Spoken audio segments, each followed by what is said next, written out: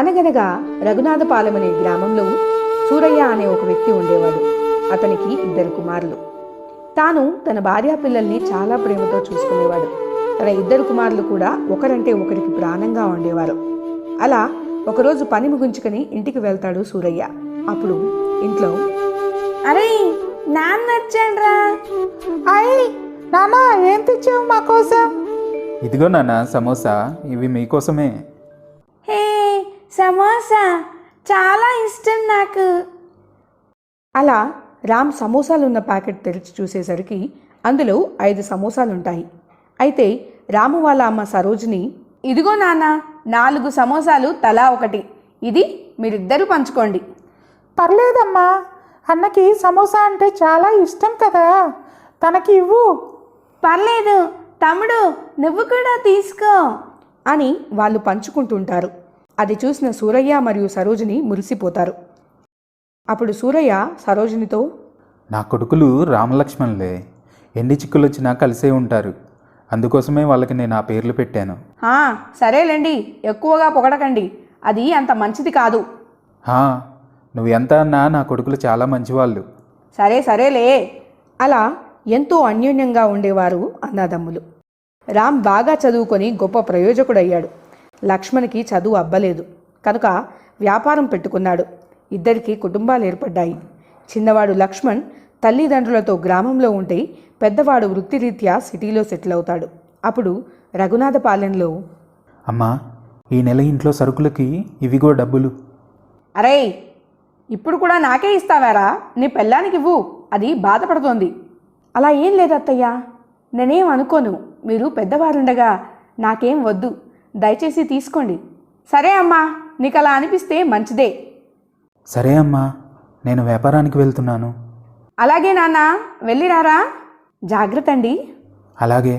ఇక్కడ ఇది ఇలా ఉండగా అక్కడ రామ్, లత, నేను ఆఫీస్కి వెళ్ళొస్తాను. అలాగే అండి. వచ్చాక గుర్తు చెయ్యి, ఈ నెల ఖర్చులకి కొంత డబ్బులు పంపాలి ఇంటికి. సరే అండి. అలా లక్ష్మణ్ వ్యాపారానికి, రామ్ ఆఫీస్కి వెళ్ళిపోతారు. అలా వెళ్ళిపోయిన తర్వాత లత వాళ్ళ ఇంటికి పక్కింటి సరస్వతి వస్తుంది. ఆవిడ లతతో ఇలా మాట్లాడుతోంది. ఏం లత, ఎలా ఉన్నావు? బాగున్నా పిన్ని గారు, మీరెలా ఉన్నారు? ఏంటి, మీ ఆయన ఆఫీస్కి వెళ్ళాడా? వెళ్ళాడు పిన్ని గారు. మంచిది.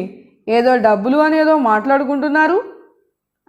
అదా, మరేం లేదు. సాయంత్రం వచ్చాక వాళ్ళ అమ్మ నాన్నకి కొంత డబ్బు పంపాలి, గుర్తు చేయమన్నారు. అవునా? వాళ్ళకి పంపడమేనా, మీ ఇంటికి ఏమైనా పంపుతున్నారా? మా అన్నయ్య ఉన్నాడుగా, తాను చూసుకుంటాడు. అమ్మా నాన్నకి నేను పంపాల్సిన అవసరం లేదు. సరే, కనీసం పుట్టే పిల్లలకైనా దాచిపెడుతున్నారా లేదా? దానికి చాలా టైం ఉంది కదండి. ఆయనకి ముందు చూపు ఎక్కువే, దాచిపెడతారు. సరేలే, అలా అయితే మంచిదే. కానీ చూసుకో అమ్మా, ఇంట్లో మరిది కుటుంబం కోసం మీరు డబ్బులు పంపుతున్నారంటే చాలా మంచి మనసే మీది. అయ్యో పిన్ని గారు, మా మరిది వ్యాపారం చేస్తారు, తనకి మేమేం పంపట్లేదు. కేవలం అత్తమామలకు మాత్రమే పంపుతున్నాము. మరిది వాళ్ళు ఉండేది కూడా ఒకే ఇంట్లో అని చెప్పావు కదా, అందుకే అంటున్నాను అని చెప్పి వెళ్ళిపోతోంది సరస్వతి. తాను వెళ్ళిపోయిన తర్వాత కూడా అదే ఆలోచిస్తుంది లత.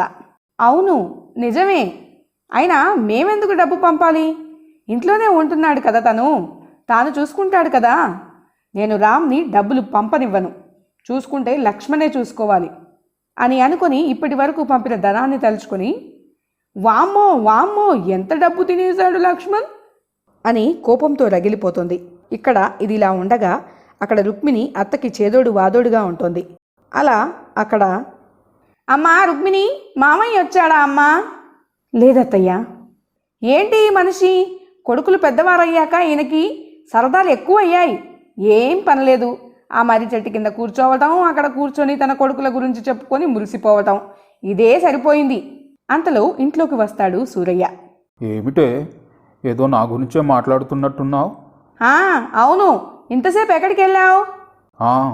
మరేం లేదే, ఆ రుద్రయ్య వాళ్ళు వచ్చారు, అలా చెట్టు కింద కూర్చొని వస్తున్నా. ఏంటంట? కొడుకు ఎవరో తెల్లపిల్లని చేసుకొని వచ్చాడట.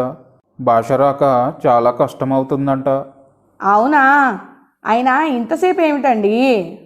నాకేం బాధ చెప్పు, నా కొడుకులు నిన్ను నన్ను కళ్ళల్లో పెట్టుకుని చూసుకుంటున్నారు కదా, నాకే బాధ లేదు. అది సరే, రామయ్యని కోడల్ని రమ్మని ఫోన్ చేసావా? చిన్నబ్బాయి రాగానే చేస్తాను. సరే, భోజనం పెడతాను రండి. సరే పద. ఇక్కడ ఇదిలా ఉండగా అక్కడ రామ్ ఆఫీస్ నుండి ఇంటికి వెళ్తాడు. అప్పుడు ఏంటి ఎప్పుడు లేనిది ఈ తీగ వాడిపోయింది? నా పేరు లత, తీగ కాదు. నేను అదే అన్నాను కదా, అచ్చ తెలుగులో తీగ అని. చాలే ఆపండి. హే, ఏమైంది? జ్ఞానోదయం అయింది.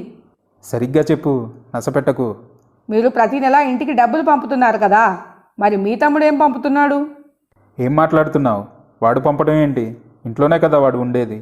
అదే నేను చెబుతున్నాను. ఏంటి? ఇంట్లో ఉండి మనం పంపే డబ్బుతో ఇంటిల్లి పాది మేస్తున్నారు. నోరు జారకులత. నిజం చెబితే అంతే ఉంటుంది.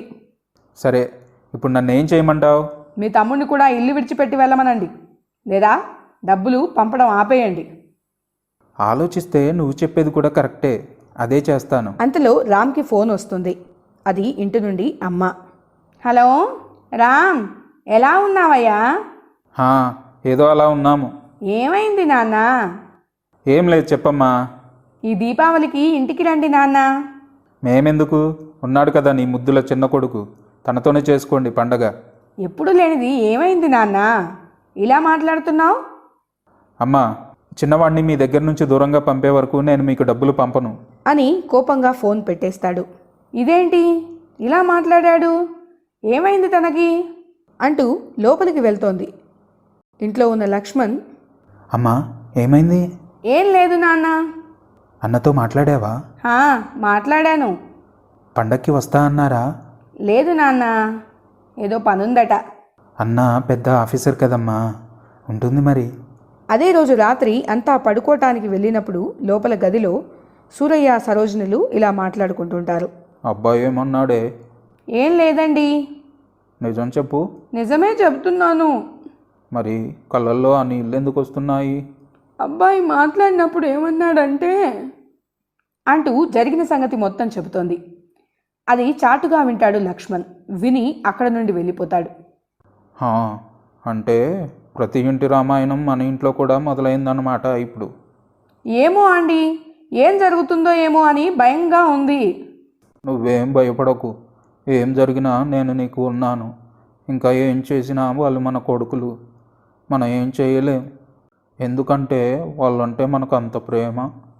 ఏమో అండి, నాకు చాలా భయంగా ఉంది అంటూ ఆలోచిస్తూ అలానే నిద్రలోకి జారుకుంటారు. తెల్లవారు లేచిన తర్వాత, అమ్మా అమ్మా. ఏమైంది నాన్న?